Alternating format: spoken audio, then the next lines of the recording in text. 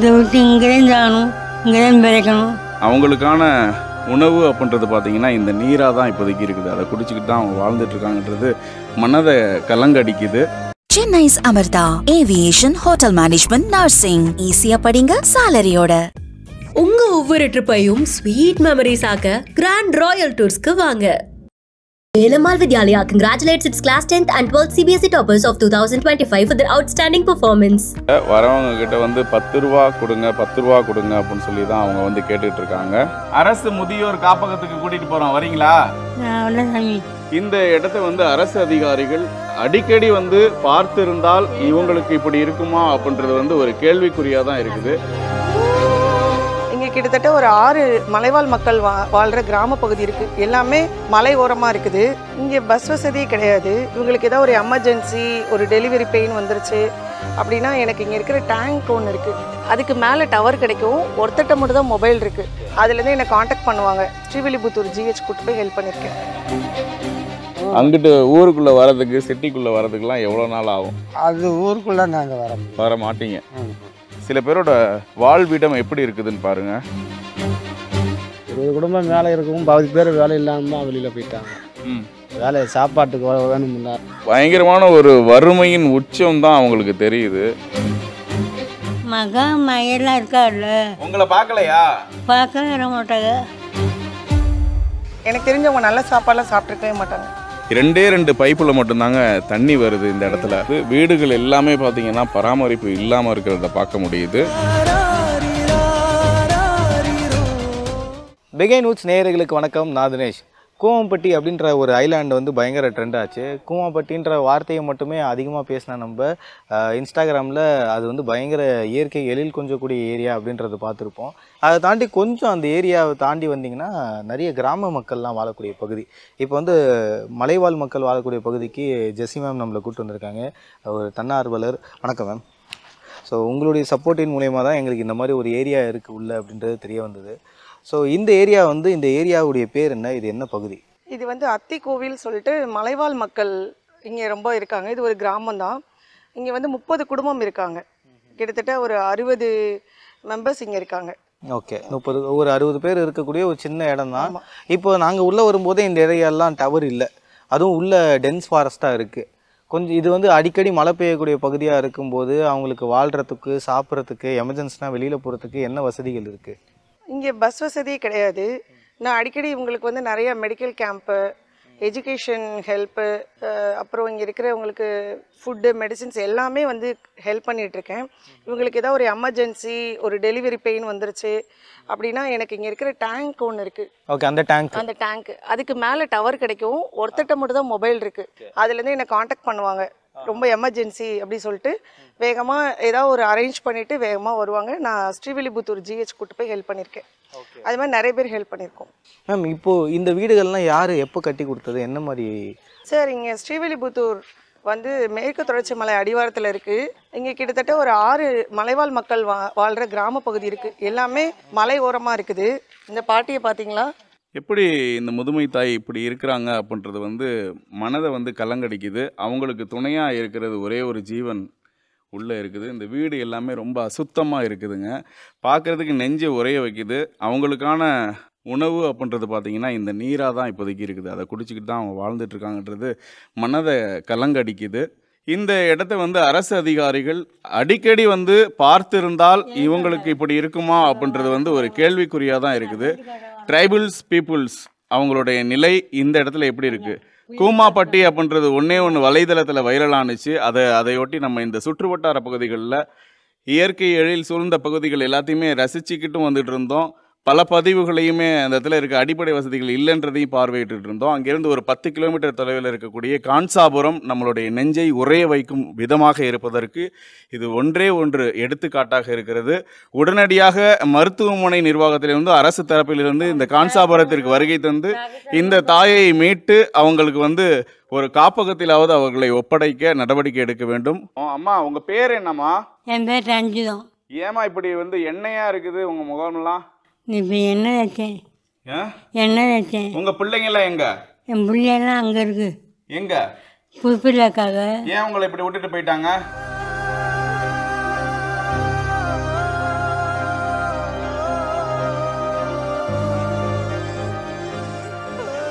அழாதீங்க அழாதீங்க அழாதீங்க.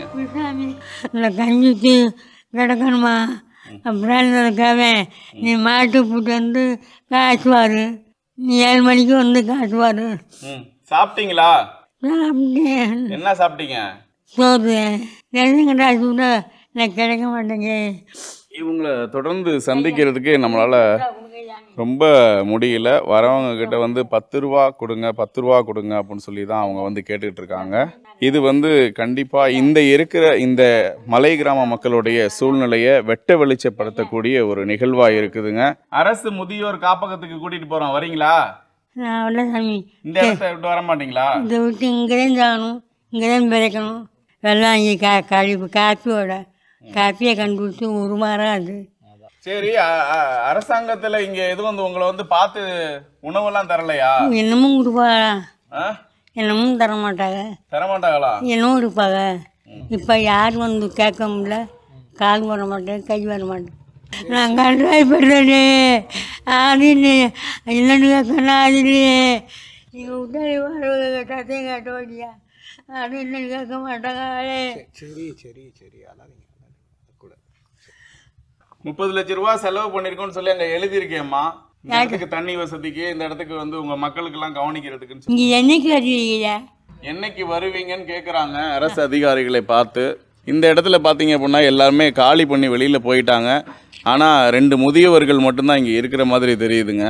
ஆமாய்யா, 2 முதியவர்கள் மட்டும் இங்கேருந்து மீட்கப்படாமல் இருக்கிறாங்க. இவங்களுக்கு ஏதாவது ஒரு உதவிகள் கண்டிப்பாக தேவை. இங்கே இருந்த மலைவாழ் மக்கள் எல்லாருமே காட்டு வேலைகளுக்கும் அதுக்கும் போயிருக்காங்க அப்படின்னு சொல்கிறாங்க. எத்தனை வருஷமாக இங்கே இருக்கீங்க?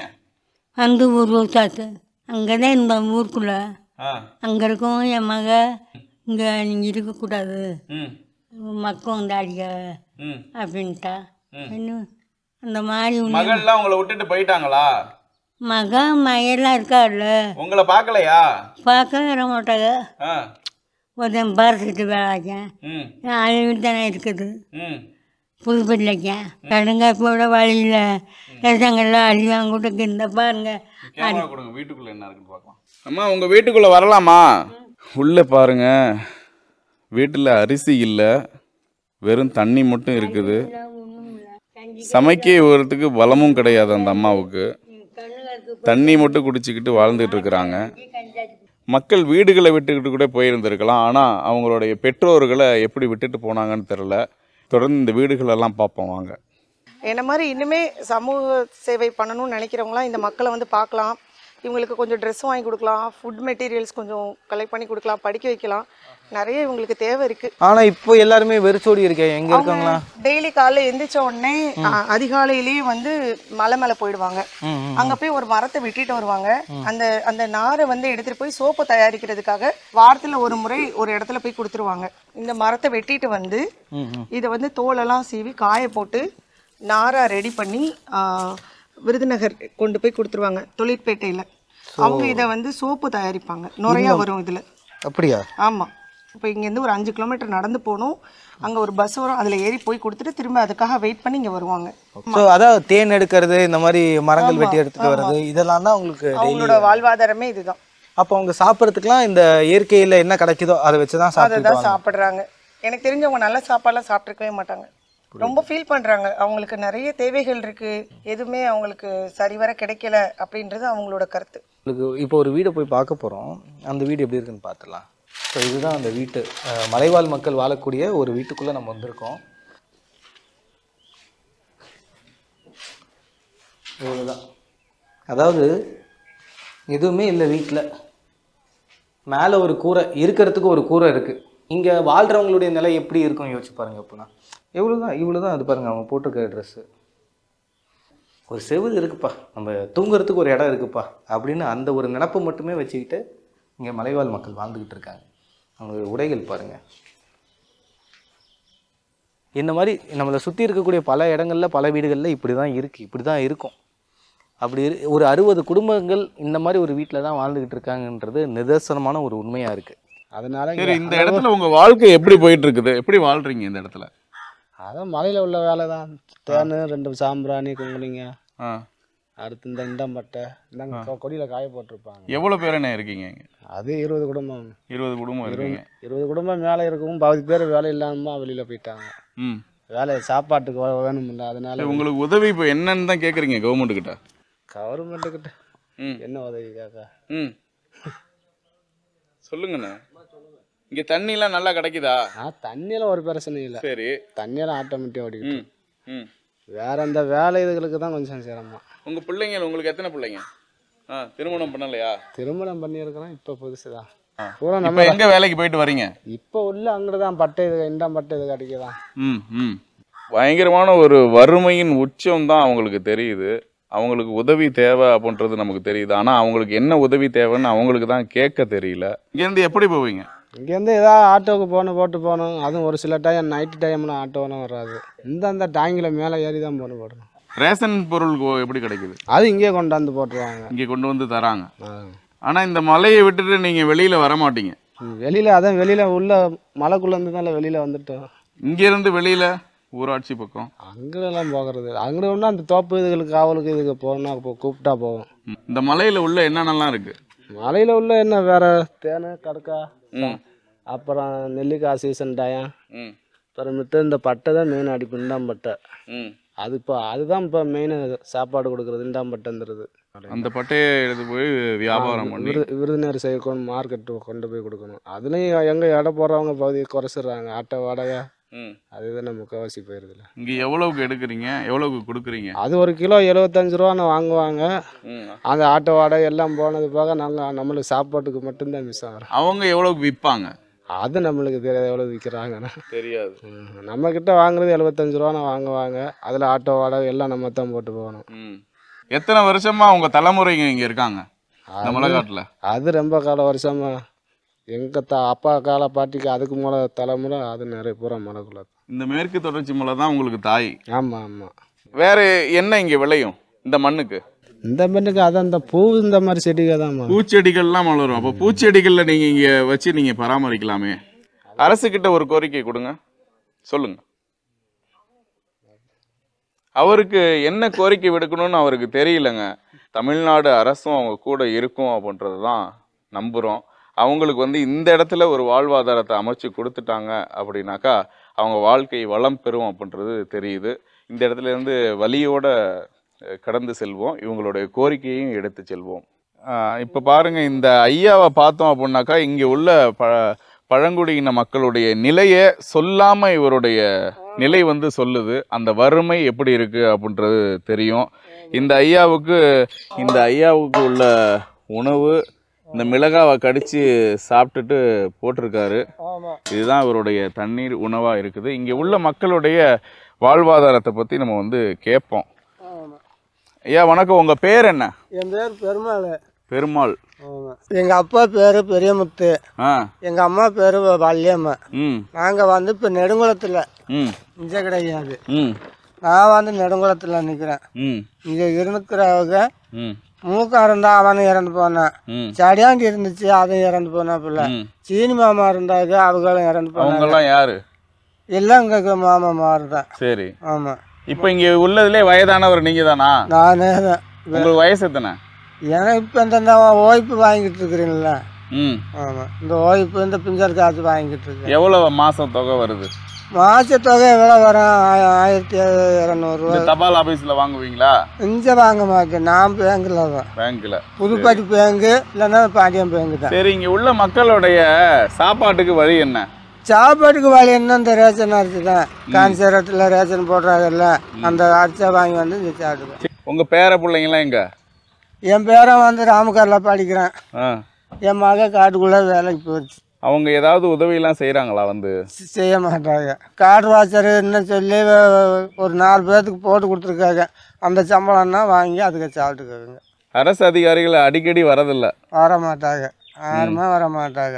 வனவிலங்குகள் நடமாட்டம் இருக்கு, யானை கரடி. யானைலாம் அந்த அங்கிட்டு லைன் வாழையே போகும், இங்கே நம்ம உள்ளக்கு வராது. சரி, எப்படி அவ்வளோ பயம் இல்லாமல் எப்படி இந்த காட்டில் இருக்கிறீங்க? என்ன செய்வோம், நம்ம இருந்து தானே ஆக முடியும். நம்ம பையன் அன்னைக்கு அதை சாதிக்க முடியுமா? இந்த இடத்த விட்டுட்டு வெளியில போய் நீங்க அப்பவே வெளியில பொழைக்க போயிருக்கலாமே. மலைக்குள்ள இருந்தாங்க தான் இப்போ இந்த இடத்துக்கு கொண்டு வந்திருக்காங்க. பூரா மலைக்குள்ளே கிடந்தேன். இந்த கோராத்து காடு, வடக்கு தேம்பு காடு, இந்த காவு காட்டுலலாம் போய் கிடந்தாங்க. இப்போ இறங்கி இன்னொன்று கொண்டாந்துருக்காங்க. அங்கிட்டு ஊருக்குள்ளே வரதுக்கு சிட்டிக்குள்ளே வரதுக்குலாம் எவ்வளோ நாள் ஆகும்? அது ஊருக்குள்ளே நாங்கள் வர மாட்டீங்க. ஏதோ வாங்க குழம்பு தண்ணிக்கு ஏதோ வாங்க போனேன் போய் வாங்கிட்டு வருவோம். உங்கள் வாழ்க்கை இப்போ மலை தான்? ஆமாம், எங்கள் வாழ்க்கை மலை தான். சில பேரோட வாழ்விடம் எப்படி இருக்குதுன்னு பாருங்க. எவ்வளோ பேர் நம்ம வீடு இந்த தோட்டத்தை பராமரிச்சுக்கிட்டு இதுக்குள்ளே கூட வாழ்கிறாங்க மலைவாழ் மக்கள் அப்படின்றத பார்க்கும்போது ரொம்பவும் மனதெல்லாம் வந்து கலங்கடிக்குது. கூமாப்பட்டின்ற ஒரு ஊர், இயற்கை வளத்தை பற்றி நிறைய பார்த்துருப்பீங்க. அதுலேருந்து கொஞ்சம் ஒரு 10 கிலோமீட்டர் உள்ளே வரும்போது மலைவாழ் மக்கள் வாழக்கூடிய ஒரு கிராமத்தை பார்த்தோம். இந்த இடத்த பார்த்திங்கன்னா இப்போ தான் 2024லேருந்து 2025க்கு அத்தி கோயிலேருந்து டேமில் தண்ணி வரும். தண்ணியை இயற்கை வளமாக இருக்கக்கூடிய அந்த தண்ணியை பைப்லைன் போட்டு கான்சாபுரம் வரைக்கும் அமைச்சிருக்காங்க. எல்லா இடத்துக்கும் குழா வசதி போட்டு அதுக்கு 30 லட்ச ரூபாய் செலவு பண்ணியிருக்கிறதா இங்கே வந்து அடிக்கல் நாட்டியிருக்காங்களா. அந்த அடிக்கல் பார்த்தீங்கன்னா புதுசாக இருக்குது. புதுசாக இருக்கிறது இப்போ தான் பெயிண்ட் பண்ணியிருக்காங்க அப்படின்றது தெரியும். 2 பைப்பில் மட்டும்தாங்க தண்ணி வருது இந்த இடத்துல. வீடுகள் எல்லாமே பார்த்தீங்கன்னா பராமரிப்பு இல்லாமல் இருக்கிறத பார்க்க முடியுது. உங்களோட வாழ்க்கையும் புதுசாக மாற்றி அமைக்கப்படும் அப்படின்ற நம்பிக்கையோட இந்த பதிவை நிறைவு செய்கிறோம். Chennai's Amartha Aviation Hotel Management Nursing. ஈஸியா படிங்க சாலரியோட. உங்க ஒவ்வொரு ட்ரிப்பையும் ஸ்வீட் மெமரிஸ் ஆக்க கிராண்ட் ராயல் டூர்ஸ்க்கு வாங்க. Velamal Vidyalaya congratulates its class 10th and 12th CBSE toppers of 2025 for their outstanding performance.